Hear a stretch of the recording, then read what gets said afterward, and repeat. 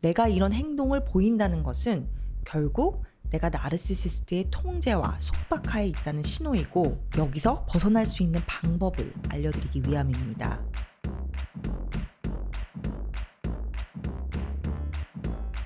안녕하세요. 토킹 덕지스의 원은수입니다. 토닥 채널에서는 나르들로부터 상처받은 분들이 상처를 치유하고 앞으로는 최대한 피해를 입지 않도록 현명하게 대처할 수 있는 다양한 콘텐츠를 준비하고 있습니다. 오늘은 내 인생에 중요한 사람이 나르시시스트인데, 그 사람과 오랜 기간 함께 하다 보면 언젠가는 반드시 한 번쯤은 내가 그 사람 앞에서 보이게 되는 행동에 대해서 얘기 드릴 예정입니다. 이 주제를 다루는 이유는 내가 이런 행동을 보인다는 것은 결국 내가 나르시시스트의 통제와 속박하에 있다는 신호이고, 그 통제와 속박에서 벗어나지 않는 이상 내가 진정한 행복을 누릴 수 없기 때문에 여기서 벗어날 수 있는 방법을 알려드리기 위함입니다. 그렇다면 나르시시스트 앞에서 나도 모르게 반드시 하게 되는 행동은 무엇일까요? 바로 침묵입니다. 여기서 미리 반드시 짚고 넘어가야 하는 부분이 있는데, 기존 나르시시스트의 조종 영상에 많이 달렸던 댓글이 나르 앞에서 자꾸 침묵하게 되는데, 그렇다면 본인도 나르시시스트를 조정하려고 하는 것인지, 그리고 그런 행동을 자꾸 하게 되는 자신도 나르라고 여길 수 있는 것인지 혼란스럽다는 것이었습니다. 질문에 대한 대답은 아니오입니다. 이전에 얘기 드렸던 나르가 상대를 조종하는 수단으로서 사용하는 침묵하기, 투명인간 취급하기, 눈 안 마주치기와 오늘 얘기 드리는 내가 나르시시스트와 오랜 시간을 함께 하다 보면 저절로 나오는 반응으로서의 침묵은 겉으로 얼핏 보면 비슷해 보일지 몰라도 본질은 엄연히 다른 행위이기 때문이에요. 그렇다면 우리는 왜 나르 앞에서 반드시 침묵하게 되느냐? 나르들은 타인을 자신의 필요를 충족시키는, 자신의 자존감을 높이는 수단으로만 바라봐요. 자신이 사용하는 물건인 마냥. 그래서 타인이 본인만의 생각과 감정을 지니고 있는 독립된 개체라는 것을 잘 인지하지 못해요. 따라서 상대방이 나르 본인의 생각과 반하는 의견을 내놓거나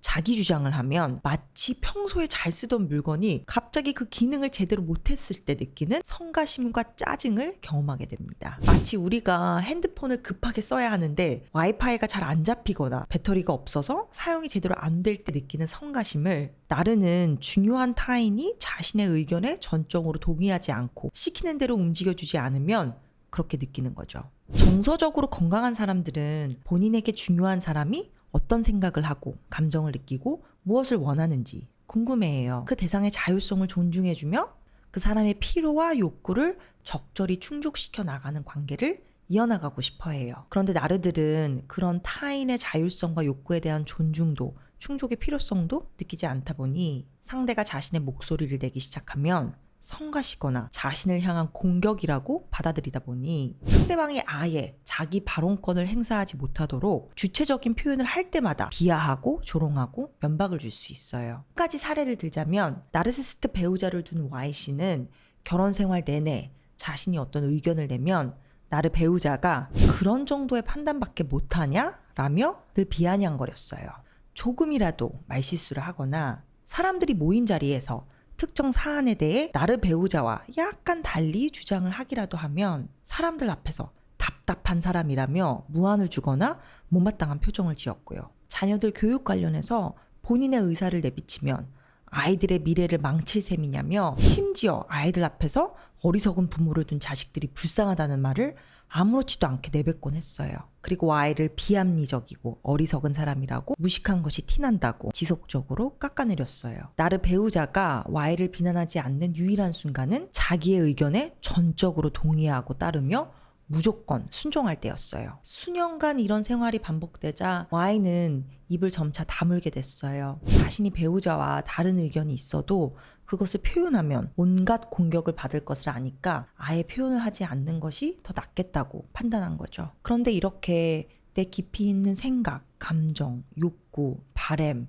내 주장, 의견을 오랜 기간 자유롭게 표현하지 못하는 상황이 지속되면 나중에는 내가 어떤 생각이나 감정이 들어도 그게 내 생각인지 상대방에 의해서 주입된 것인지 내가 이런 감정이 들어도 괜찮은 것인지 점차 혼란스러워져요. 심지어 내가 누구인지 정체성이 흔들리고 내 존재 가치나 삶의 의미에 대해서도 공허함이나 허무함이 들 수 있어요. 그리고 이런 상태가 되면 더욱 상대 나르의 가스라이팅과 조종, 속박에서 벗어나기 힘들어지고요. 그래서 나르시시스트가 나에게 압박해오는 침묵 상태에서 반드시 벗어날 수 있어야 해요. 그러기 위해서는 내가 스스로를 온전히 표현할 수 있는 대상과 공간이 있어야 해요. 그런데 나르에게는 회색돌 기법과 정신적 거리두기를 사용하는 것이 원칙인 만큼 나르 앞에서 솔직한 나의 속내를 드러내면 부작용이 따를 수 있으니 나르시시스트 외에 내가 긴밀히 소통하는 누군가가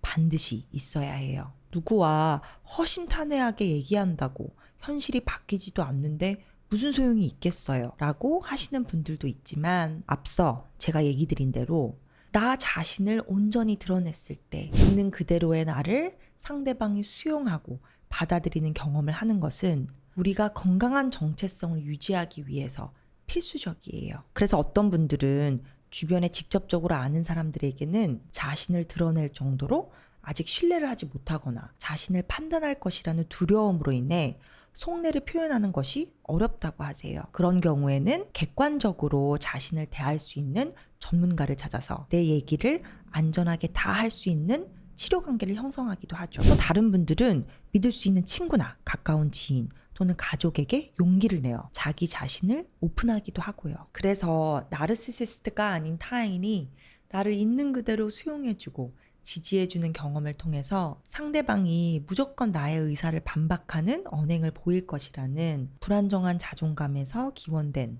그릇된 믿음을 드디어 내려놓을 수 있는 것이죠. 그리고 물리적인 거리두기가 불가능한 나르시시스트가 가스라이팅과 폄하를 통해 본인 앞에서 내게 늘 침묵하기를 강압하더라도 내 생각, 감정, 인지에 대한 확신을 가진 채 내 마음속에서 나의 존재 가치를 단단히 굳혀나가기 바랍니다. 오늘 영상이 도움되셨다면 구독과 좋아요를 통해서 더욱 많은 분들이 토닥 영상들을 접할 수 있게 동참해 주시기 바랍니다. 오늘 토킹은 여기까지. 토킹 덕트즈의 원은수입니다.